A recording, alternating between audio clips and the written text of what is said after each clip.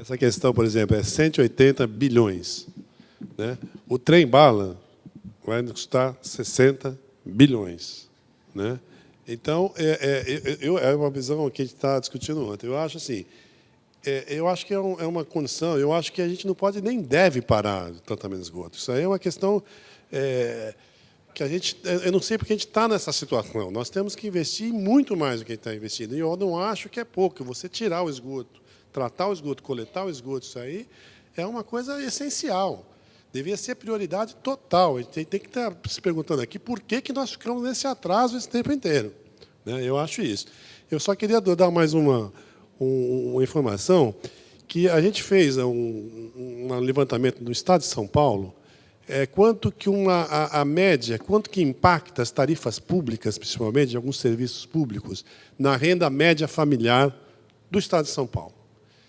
Então, você pega, por exemplo, energia elétrica, vai 2,3%, telefonia, 2 e tantos por cento, gás, 1%, esgoto, saneamento, água e esgoto, é 0,67%.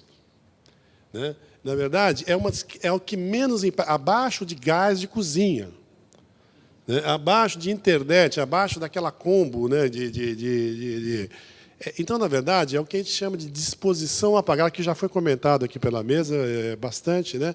Na verdade, assim, a população, se você aumenta a tarifa, talvez as pessoas não pagam, aumenta na de imprensa, a gente sabe disso, tal, não sei o quê. Mas é um trabalho que tem que ser feito, porque ela impacta muito menos do que outras tarifas, e a população está disposta a pagar por outros serviços muito mais do que por ela, porque não enxerga, talvez, nos serviços de saneamento uma coisa importante para ela ainda.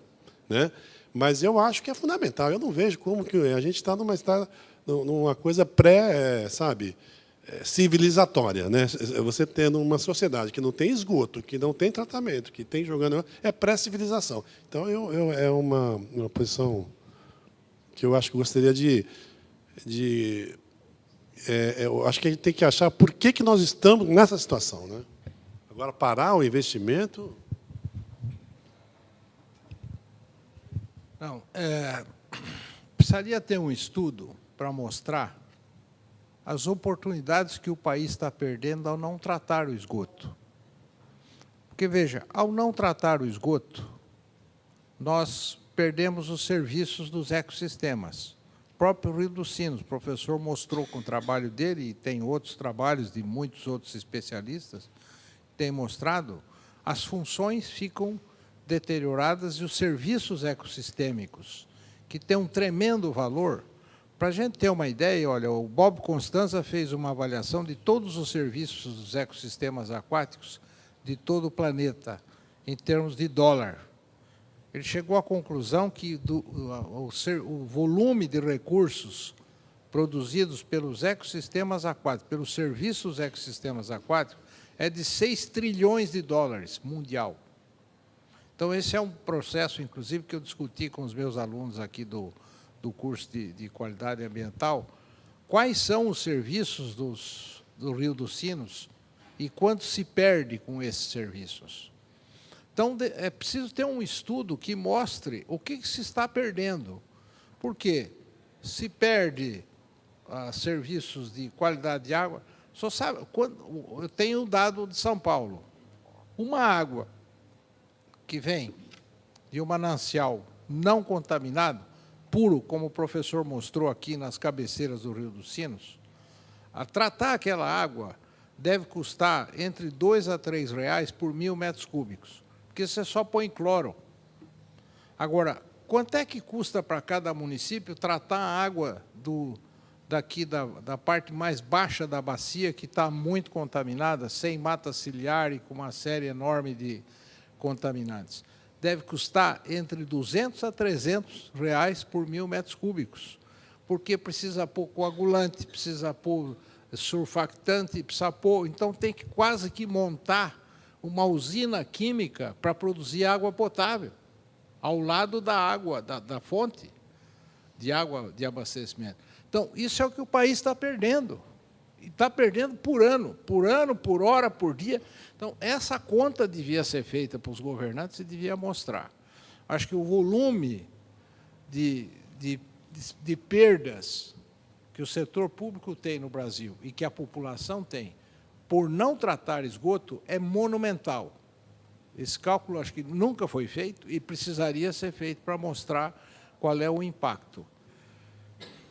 A China tem feito esses cálculos de quanto é que está custando, a China está fazendo um cálculo de quanto está custando a poluição para eles lá, a poluição das águas. Está entre 20 a 30 bilhões de dólares por ano, porque a China está numa situação muito grave de contaminação.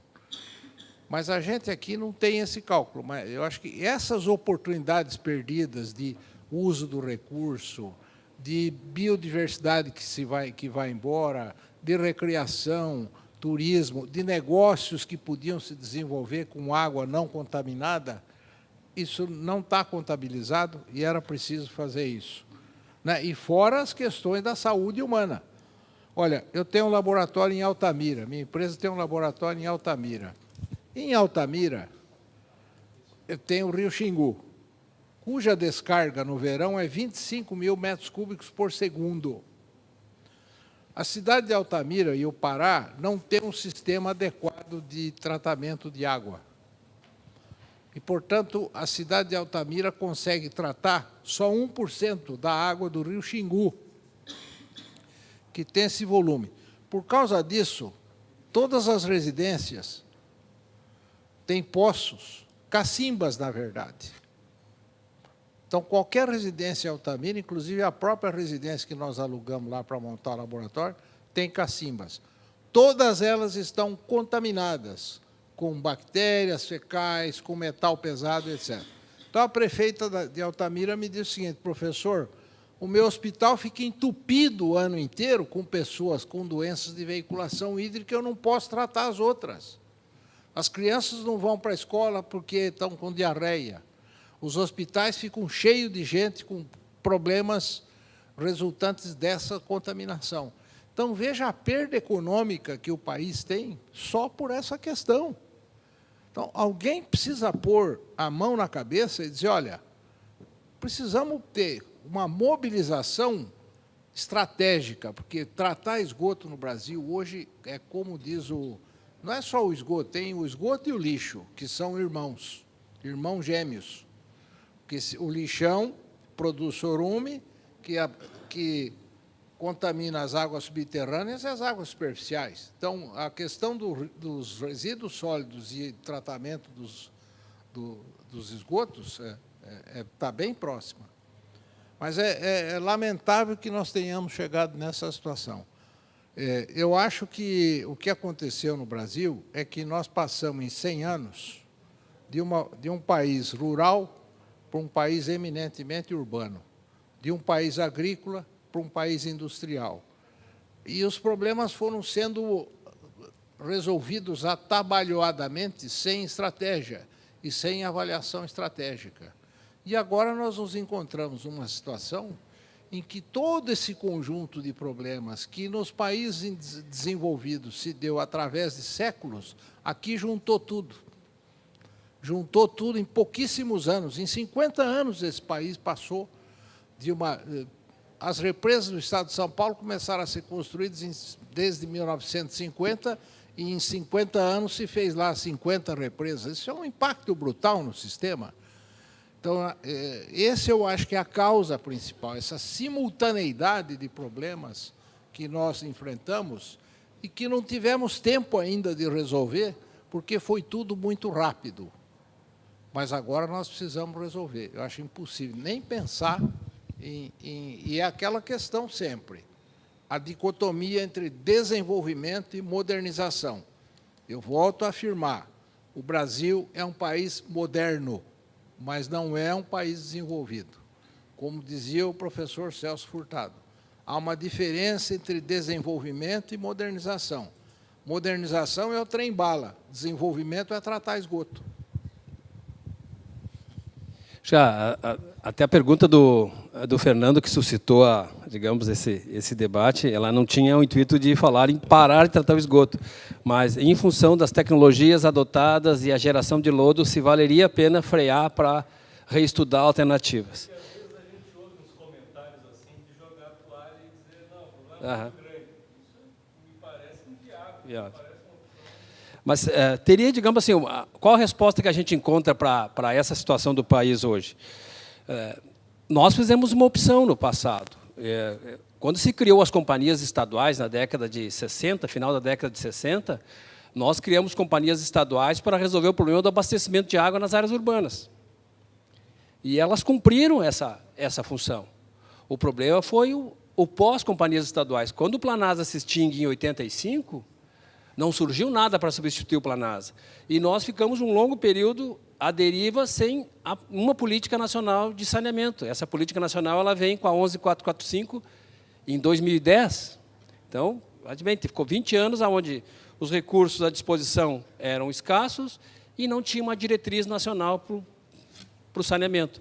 Agora nós temos uma lei com uma diretriz clara, nós temos uma política nacional de resíduos sólidos e nós temos, ainda que talvez não na quantidade suficiente, mas nós temos o recurso do Programa de Aceleração do Crescimento, que nos permite pensar em vencer, professor, no curto espaço de tempo, essa lacuna aí da falta de investimentos em esgotamento sanitário. Acho que a gente fez bem o tema de casa no que diz respeito ao abastecimento de água, na maioria do país. Está faltando agora ter esse foco de resolver a água que ficou faltando e o esgotamento sanitário.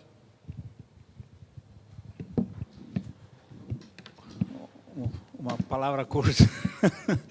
Nós fizemos várias comparações com a Europa e Estados Unidos e normalmente o Brasil sempre fica atrás, né? Também não é justo, porque eu me lembro quando eu me criei na Alemanha, eu me criei num país onde tinha essas montanhas de espuma de detergente nos arroios, arroios fedendo de esgoto orgânico e químico. Eu me lembro do Rio Reno, onde um fotógrafo fez uma experiência. Ele tirou água de um porto em Duisburg e conseguiu revelar um filme dentro das substâncias oxidantes que tinha.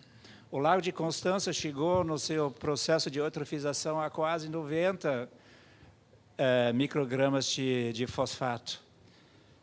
Então, era um processo que hoje a Alemanha não tinha outra possibilidade do que investir. Os 5 bilhões no saneamento do Lago de Constança era por necessidade, não porque o pessoal é melhor do que nós, né? Então, parece que a gente sempre tem que chegar com a água até o pescoço até conseguimos encontrar uma solução viável. Bom, acho que nós podemos encerrar este debate, né, e esta tarde de hoje, que, na minha opinião, foi magnífica. Excelentes palestras o dia todo, excelentes palestras que nos abriram, descortinaram aí uma série grande de problemas, mas também nos apontaram algumas soluções. Questões extremamente pertinentes da audiência. Queria agradecer muito os nossos expositores, o doutor Arnaldo como debatedor, e dizer que foi uma honra poder mediar essa discussão, de modo que amanhã estaremos aqui novamente